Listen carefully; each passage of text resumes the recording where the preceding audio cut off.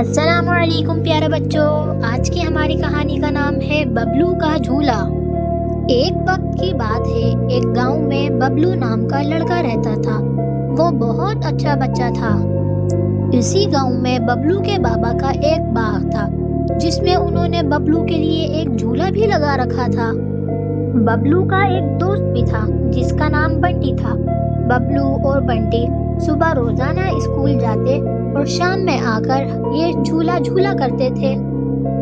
ایک دن ببلو شام کے وقت اکیلا جھولا جھولنے کے لیے آیا کیونکہ بنٹی اپنے ماموں کے گھر چلا گیا تھا کچھ دنوں کے لیے۔ ببلو بہت زیادہ اداس ہوتا ہے اور وہ بنٹی کے بارے میں سوچتا رہتا ہے۔ کچھ دیر بعد ایک چھوٹی سی پیاری سی بلو کلر کی تتلی ببلو کے پاس اڑتی ہوئی آتی ہے اور وہ ببلو سے اس کے اداس ہونے کی وجہ معلوم کرتی ہے۔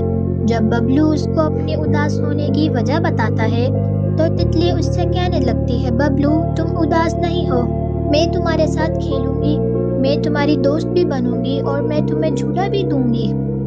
اسی طرح ببلو تتلی دونوں بہت انجوائمنٹ کرتے ہیں، دونوں بہت اچھے اور پکے فرینڈز بھی بن جاتے ہیں۔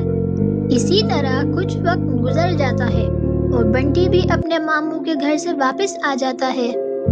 شام کے وقت بنٹی ببلو سے ملنے اس کے بابا کے باغ میں آتا ہے، مگر جیسے ہی بنٹی ببلو کے قریب جاتا ہے تو وہ کچھ حیران سا ہو جاتا ہے اس بلو کلر کی تتلی کو دیکھ کر۔